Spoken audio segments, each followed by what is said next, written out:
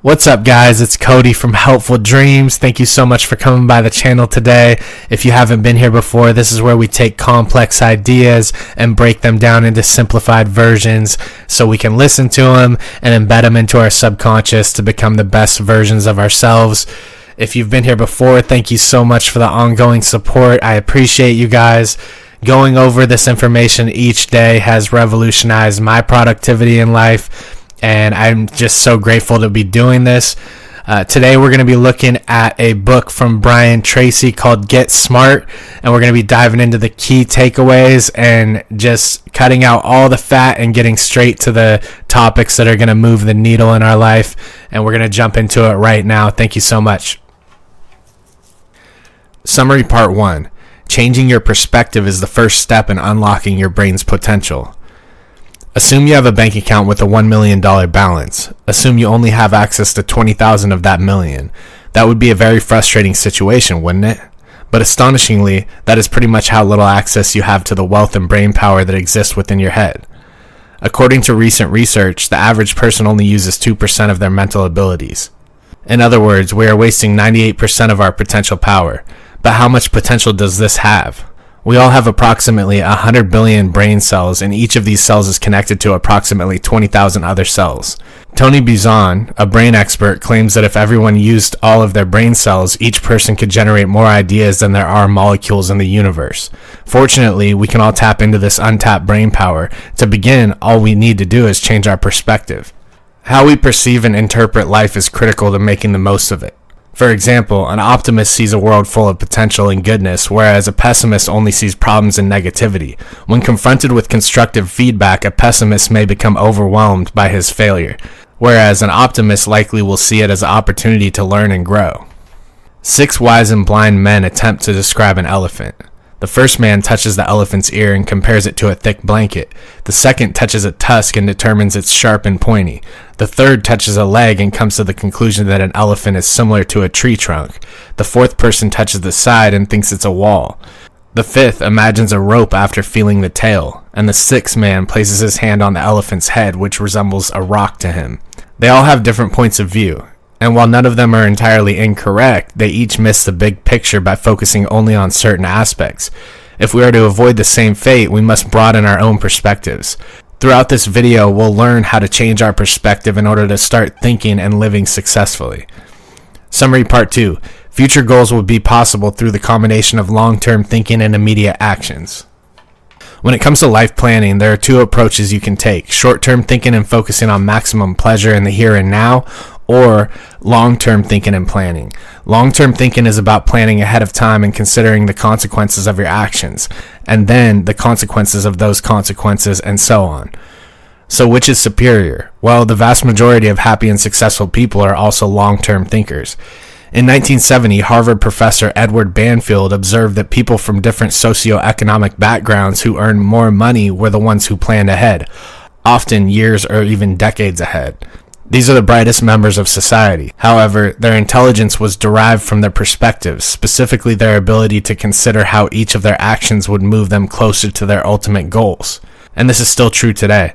According to Forbes magazine, there were 290 new billionaires in 2015, with 66% of them self-made and starting from nothing. Long-term planning is essential for generating this wealth from scratch. To join the ranks of these brilliant individuals, consider where you want to be in 5 years and then determine what you need to do now to get there.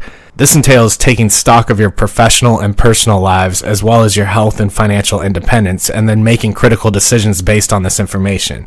But it's always worth remembering that making a great plan isn't enough. You also need to put it into action. A large proportion of Americans, roughly 70%, live paycheck to paycheck. They don't think about saving or investing in the future. Instead, they focus on what car or gadget they want to buy right now. These people are in for a rude awakening when they reach retirement age. If you want to avoid this fate, you must devise a strategy. Set up a savings account right away and deposit 10 to 15% of your monthly income. Compound interest allows relatively small investments made at a young age, even as little as $100 per month, to grow into massive sums by the time you retire. Every moment you put off or focus on immediate gratification will cost you in old age. Summary Part 3. Slow down your thinking to make better decisions. Human thoughts, like bubbles in a glass of champagne, generally vanish quickly after they form, along with the countless others. There is always plenty of mental sparkle and fizz, but there is a distinct lack of genuine substance. Unfortunately, many of us allow these speeding, fleeting bubbles to dominate us. We allow emotional, reactive thoughts to determine our actions rather than using our brain to think logically and wisely. When we receive a ping on our phone, for example, our brain compels us to immediately drop the task at hand and take a look. Or when someone riles up, our initial angry thoughts frequently lead us to lash out. This does not have to be the case. We can make better use of our brains. There are two types of thought processes. According to Nobel Prize-winning psychologist Daniel Kahneman, there's the impulsive type of thinking we just described, and then there is the slower, more rational type of thinking in which we weigh all of our options and make deliberate decisions. Using this slower way of thinking when planning important long-term goals will result in a better decision-making process. The good news is that the slower method is relatively simple to employ. The longer you take to make decisions, the more chances your slow-thinking brain has of providing the best answer. Here are a few simple techniques for slowing down your thinking. One effective strategy is to wait 72 hours before making any major decisions. This will give you plenty of time to carefully consider your options. Nothing kickstarts a slow brain like a period of solitude. Spending 30 minutes to an hour each day in a quiet, secluded location will allow your mind to think. Turn off all distractions, including phones and music, and allow your thoughts to flow like a river. When left alone to think, your mind will quickly generate brilliant ideas and solutions. Finally, you can go through each stage of Brian Tracy's GOSPA model to consider long-term strategy carefully. G stands for goals. What outcomes do you hope to achieve over a long period of time? For example, what kind of growth do you want to achieve over the next 5 years? O stands for objectives. These are the smaller targets that will help you get closer to your larger goals. For instance, what level of growth should you aim for this year? S stands for strategies. How will you accomplish your goals? For instance, what marketing strategy will generate the necessary growth? P stands for priorities. Determine the most effective actions that will ensure the success of your strategy. A stands for actions. The day-to-day work that will eventually lead you to your goals. Going through the GOSPA model step by step will give your slower thinking brain the space it needs to make the best decisions. Make use of it the next time you need to think of a long-term strategy. Summary Part 4. Success requires thorough research and asking the right questions. So far, we've mostly discussed how shifting perspectives can aid in personal development. Throughout the rest of this video, we'll look at how changing your mindset can help you succeed in business. Here's a question for you. Why do 80% of new products fail? According to Forbes magazine, customer demand for a company's product or service is the most important factor in determining its success. Simply put, if no one wants to use your product, you will fail. So how do you ensure that customers are interested in what you're selling? All business success stories begin with extensive research. You will fail if you do not know enough about your potential market. That's all there is to it. Asking others is a good place to start. There is no substitute for expertise. Experts in your field will almost certainly be able to evaluate the quality of your idea, so ask them. You should also look for people who have already walked in your shoes. A simple Google search for the potential idea will most likely yield information on what others have discovered. You can even question these trailblazers in person. In short, go out of your way to gather all of the information possible. Once you've developed a basic concept of a viable product, it's time to determine whether or not people will actually buy it. But don't just look for proof of your product's greatness. This could lead to confirmation bias, in which you only seek information that validates your idea. Instead, you must act like a scientist. Make a hypothesis about what your product will bring to the market and then test it. Assume you've invented a new type of laundry detergent. Your hypothesis will be something like, I believe people will purchase my new laundry detergent. Then you will try to prove why your hypothesis is correct. Encourage prospective customers to find flaws in your product. Ask them why they wouldn't buy it or why they should choose a competitor brand. If they are still interested despite your campaign, you may have found a winner. Naturally, this approach necessitates your complete honesty. If your idea or product is more important to you than the truth, you will not learn everything there is to know about it. So embrace a total willingness to fail and learn. Summary Part 5. Following a written goal will help you stay on track in an ever-changing, chaotic world. We live in a fast-paced world where technology is advancing at breakneck speeds. Information and new ideas can spread across the globe in minutes, and competition, whether from a competitor business or a colleague, is fiercer than ever. Many of us are overwhelmed in this fast-paced world. Our lives feel like a never-ending struggle to respond and keep up with each new change. You'll never be successful if you spend your entire life treading water like this. So how do you avoid this fate? Goals. Those who have specific goals in mind know what information to pay attention to and what to disregard. Despite their importance, genuine goals are uncommon. Only about 3% of people have a set of clear, written goals that help them navigate life. If you aren't already part of that 3%, you should be. First, gather some paper. Goals are most effective when they are written down. Then, think about what you really want to accomplish in the next year or so. Make a list of 10 things you want to do. Some of these objectives may be accomplished quickly, while others may take an entire year. Write each goal in a specific way. Use the present tense. Make it personal and make it positive. As an example, suppose you want to write a novel. You'd write that goal as, I complete my novel by August 31st this year. Or if you want to stop eating junk food, you'd use empowering language such as, I am a healthy eater, rather than negative language such as, stop eating junk food. Next, go through this list of goals and pick out one that really stands out as something you want to accomplish this year. Once you've discovered this goal, it becomes your major definite purpose in life. Take a blank sheet of paper and brainstorm at least 20 ways you can make this goal a reality. Make a list of mini goals for your novel, such as research potential editors or complete writing classes, and tackle the first task as soon as possible. If you cross something off your to-do list every day, it won't be long before you reach your ultimate goal. Summary Part 6. Use your time at work to complete important tasks, not to play or procrastinate. We are all aware that children must attend school in order to receive an education. However, it is also at school that people develop a very bad habit, one that will cost them when they enter the workforce. This heinous habit is called play. Play is at the heart of our childhood experience from the time we start school until the time we graduate. We play in the morning, at recess, after school, and on weekends. The issue is that our desire to play does not end when we leave school and begin working. According to studies, the average employee only works between 11 a.m. and 3 p.m. and 3:30 p.m. And even then, the majority of this brief period is spent interacting with coworkers. Unfortunately, our ability is limited by our focus on play. How? Your earning ability, what others are willing to pay you for completing a task, is the most valuable asset you have in your life. Success is determined by how quickly and effective you complete tasks. To join the ranks of the successful, you must spend every working hour actually working, not grabbing coffee with colleagues, wasting hours on the internet, or checking your email or social media incessantly. Of course, concentrating on one's work is easier said than done. The desire to play and procrastinate is deeply embedded in all of us. Fortunately, there are a few tried and true techniques that will help you succeed. One excellent method is the law of 3. According to the law of 3, just 3 of your tasks will account for 90% of your results. The key is to identify and concentrate all of your effort on these 3 things. Make a list of everything you need to do in order to find these 3 critical tasks. Don't be concerned if you come up with a lengthy list. Then ask yourself 3 critical questions. Which items on this list would yield the greatest return if I only did one thing today? Which of the following would produce the second best results if I only did 2 things on this list today? Which of the following would yield the third best results if I only did 3 things on this list today? Consult your closest colleagues or your boss to help you find the right answers. Which 3 tasks and duties do they believe are the most important of all those for which you are responsible?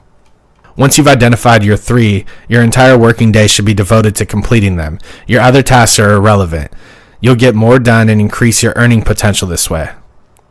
Summary Part 7. In the modern world, success requires a flexible mind that continues to learn. Our world is always changing. Indeed, we are living in one of the most turbulent periods of human history. To be successful, you must be aware of technological advancements. Consider Borders, the massive book retail that went out of business after the Kindle and iPad revolutionized the print industry. Borders' obliviousness bankrupted it. And if you want to avoid a similar fate, you'll need to think creatively. The ability to quickly react and adapt in the face of dramatic change is best described as flexible thinking. Flexible thinkers, unlike the executives at Borders, understand the importance of change and innovation and will adapt accordingly. But how do you cultivate the proper mindset for flexible thinking? The best way to avoid falling into a comfort zone is the practice that Tracy refers to as zero-based thinking. To do so, you must consistently evaluate the worth of everything you do. More specifically, you should ask yourself a difficult question. Would I do this again from the beginning?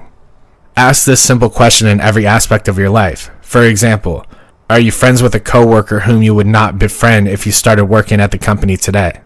Perhaps there is someone you used to enjoy hanging out with but now believe holds you back. Or perhaps you've made a business or career decision that you now realize you shouldn't have. Whatever unsettling conclusions zero-based thinking yields, you must be ruthless in undoing these mistakes. This will not be easy. You must admit that you made the wrong decision, and more importantly, you must accept that your investments in these areas, whether time, capital, or emotions, will be lost. You must simply accept this and cut your losses. Even though it's painful now, it'll be better in the long run. Fortunately, as difficult as it is to discontinue activities that no longer provide satisfaction, the results are worthwhile. You'll have more time, more energy, and a huge sense of relief. Furthermore, you will become more adaptable. You'll find yourself in a better position, ready to let go of the things that are holding you back and seize new opportunities. Part 8 Summary. Avoid mechanical thinking by taking creative risks. If you enjoy cooking, you know that following a new recipe for the first time can often result in culinary disaster. A good cook, on the other hand, learns from these mistakes, tries again, and may even discover a new favorite dish. Smart thinking works in the same way. You must take risks, make mistakes, learn from them, and find innovative ways to improve. This is the polar opposite of mechanical reasoning. Mechanical thinkers believe in extremes. Things are either completely successful or completely unsuccessful, with no room for anything in between. They also tend to reject novel ideas, owing it to fear and failure. However, their fear of being judged and ridiculed often keeps them stuck with old ideas and methods. These people are naturally unsuccessful because they rarely step outside of their comfort zone or make changes. A mechanical thinker-run restaurant is easily identified because it appears to be stuck in the past, with fading fixtures and the same dull, out-of-date menu. Creative thinkers, on the other hand, hold the keys to success because they are always looking for ways to improve. Whereas mechanical thinkers focus on problems, creative thinkers concentrate on solutions. Follow these simple steps to get started thinking creatively. Begin by examining what you do and looking for a flaw. For example, if you own a business, consider what is preventing it from growing. When you believe you've defined your problem, the next step is to admit that you haven't. Your conclusion is almost certainly too broad, so begin parsing it out. For example, you may have defined your problem as not enough revenue, but reconsider it. Perhaps it's because not enough people are buying your product, which leads to people prefer your competitor's product, which leads to your product isn't compatible with the latest technology. Keep working until you find the true underlying issue. Once you've identified your issue, it's time to find a solution. Work hard and enlist the assistance of your team to find it. You can probably guess what you need to do next once you have one. Yes, that's correct. Keep going and find even more solutions. Make a list of them before deciding which one you believe will work best. Then assign key performance indicators, KPIs, to this solution. These will show you whether your solution is working. Then designate someone to be in overall charge. Then set a deadline for implementing it. Of course, there is a chance that your solution will fail, so make some backup plans just in case. By using this structural approach to finding creative solutions, your company will have a better chance of staying ahead of the competition and thriving in an ever-changing world. Becoming wealthy begins with thinking like a rich person. What is the wealth secret? As surprising as it may sound, the wealthy do not have one. Anyone can become wealthy if they begin to think like a wealthy individual. As surprising as it may sound, the wealthy do not have one. Anyone can become wealthy if they begin to think like a wealthy individual. This is due to the law of correspondence, which states that your internal positioning, that is, your outlook and perspectives on life, will be reflected externally. For example, if you believe you are deserving, hardworking, and valuable to the world, you will succeed.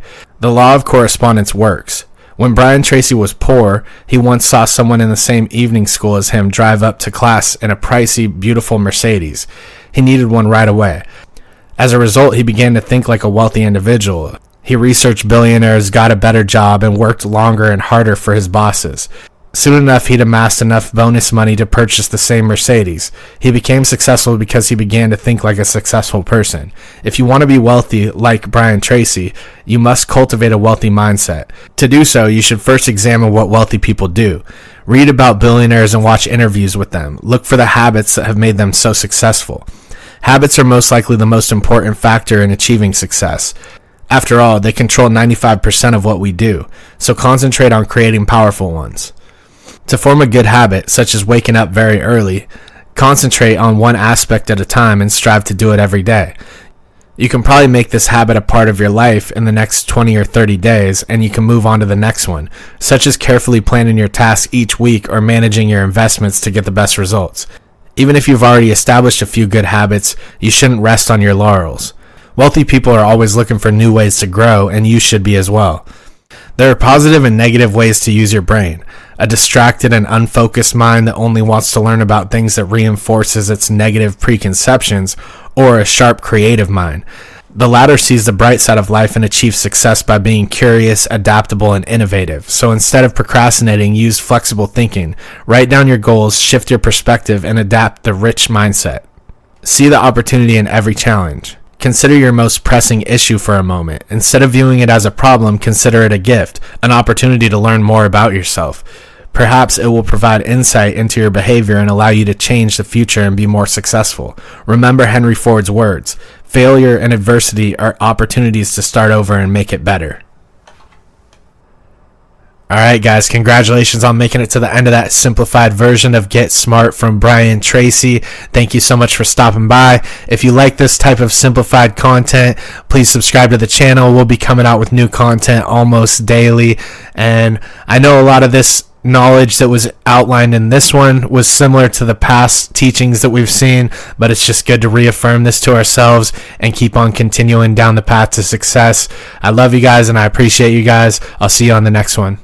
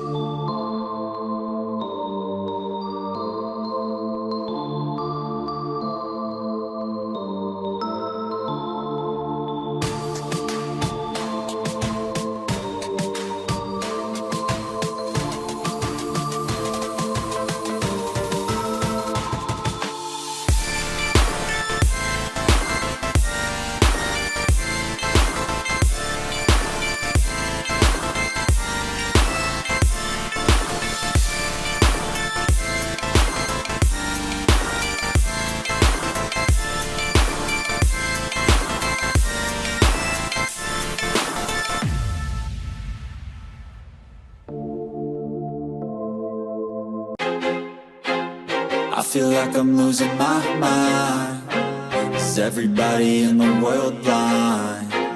Please, Lord, give me a sign, a sign. I feel like I'm losing my mind. Is everybody in the world blind? Please, Lord, give me a sign, a sign. I wanna be the greatest. Everybody on the fake shit. I look around and feel like everybody is the fakest. I make this every day and I'm impatient, hoping one day I blow up from the basement. Statement, the top is so vacant. I don't hear shit that I think is amazing. Waiting for my day when I'm playing sold out shows for 1,000 faces. Hey, give me that crown, get in my way and to be put down. It ain't your place, all this my town. If I want that shit, then I'll get it right now. I'm losing it, the noose it fits. I'm losing shit, a stupid myth. You choose to live or choose to dip. You choose to fight or lose your grip and lose a gift. I feel like I'm losing my mind. Is everybody in the world blind?